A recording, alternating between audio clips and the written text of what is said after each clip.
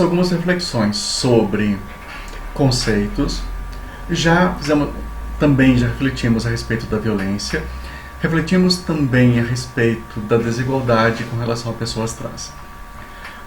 Vamos tentar entender agora, apresentar alguns aspectos do direito relacionado a pessoas trans, do ponto de vista então do biodireito. Eu selecionei alguns tópicos, mas eles são infinitos. Eu posso trabalhar a questão da transexualidade em outros temas, além desses que eu estou apresentando nesse pequeno vídeo. Não tem como fugir da ideia da Constituição. A Constituição, nossa Constituição considerada como cidadã, ela protege de forma explícita e inequívoca a igualdade, liberdade e pluralismo. Ou seja, a pessoa trans, com certeza, tem a sua condição protegida pela Constituição. O artigo 1º, inciso 3º, ele diz que nós devemos ser pautados na dignidade da pessoa humana. Então não tem como eu falar em dignidade da pessoa humana se eu desconsidero um grupo, que é o grupo das trans, e permito que esse grupo não tenha direitos. Então, se eu quero que a dignidade seja realmente efetiva, eu preciso que o grupo de pessoas trans tenha todos os seus direitos assegurados. Então, algumas pequenas reflexões. Transgêneros, transexuais, travestis devem estar numa prisão masculina ou feminina? O entendimento é que pessoas trans, pessoas travestis deveriam sim estar em prisões femininas ou masculinas de acordo com a sua expressão de gênero. Então, um homem trans deveria estar numa prisão masculina, enquanto que uma mulher trans numa prisão feminina. Não existe ainda uma afirmativa de que isso esteja ocorrendo. Nós podem ver que Raquel Dodge, quando ela, no passado, ela disse que deveria sim colocar as travestis em presídios femininos, mas isso não estava ocorrendo de forma efetiva. Uma DI, uma RE, com relação ao registro civil, então, permitindo que seja alterado o registro civil, tanto o nome quanto o gênero, sem a necessidade de cirurgia. Ou seja, a pessoa ela pode continuar com o sexo masculino, mas pode ter a documentação como feminina ou o contrário.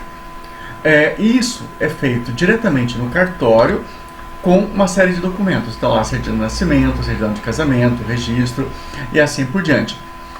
É importante frisar que essa mudança não depende de advogado ou de autorização judicial.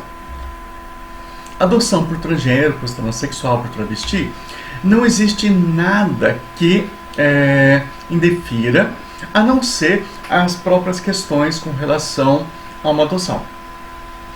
Se a pessoa tem todas as condições exigidas para uma adoção, ela pode sim adotar. No entanto, é bastante percebido que o preconceito e a discriminação ainda ocorre nesses casos e muitas pessoas trans têm dificuldade. Lembra que nós falamos no início dessas nossas reflexões do CID-10 e o CID-11? No CID-10, a transexualidade era considerada uma doença. Isso então era utilizado como um dos argumentos para não permissão da adoção. Hoje, com o CID-11, isso não pode mais ocorrer. Esportes e competições também tem sido bastante discutido. Muitas pessoas dizem que pessoas trans estariam competindo de forma desigual. O Comitê Olímpico já está mostrando que não, que já existem regras permitindo que atletas transgêneros, transexuais possam competir. São feitas análises com relação a nível hormonal e apenas. Então, o sexo biológico deixa de ser o mais importante quando a gente pensa em competição esportiva. O alistamento militar ele vai ter duas questões: mulheres e homens transexuais. Então, uma mulher transexual, digamos que ela tenha feito a transição depois de 18 anos, ela já tenha feito.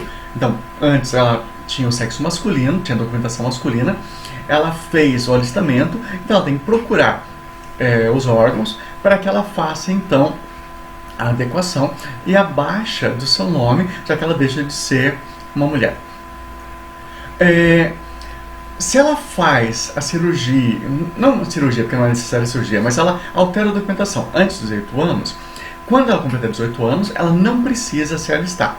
Se ela completar 18 anos e não fez a alteração da documentação, sim, ela precisa fazer o alistamento militar, porque apesar dela ter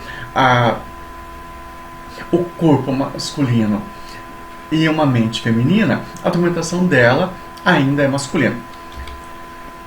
Agora, um homem transexual nasceu com o corpo feminino e fez então a alteração do documento para o masculino, se não importa a idade que ela faça, se for antes dos 18, ao completar 18, terá que fazer o alistamento militar, e se foi depois dos 18, mas ela terá 30 dias para que ela faça então o alistamento. Ou seja, digamos lá, a pessoa tem 20 anos, ela inicialmente do sexo feminino, passou para o sexo masculino, então tem que fazer o alistamento militar. Bem, olha essa imagem. O que você vê nessa imagem? No primeiro momento eu posso pensar que eu estou vendo uma pedra voando. Mas se eu olho com mais calma, o que eu vou ver é que é uma pedra dentro da água. Quando eu penso na Constituição, eu tenho que pensar que eu tenho que garantir direitos fundamentais, como nós já havíamos falado anteriormente.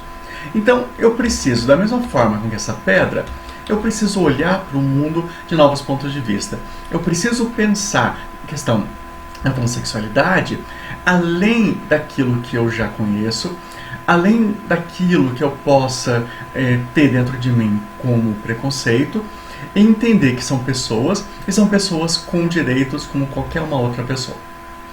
Por isso, dia 1º de março, eu estou colocando o Dia Mundial da Zero Discriminação nessa aula, justamente porque ela está sendo disponibilizada para vocês na primeira semana de março.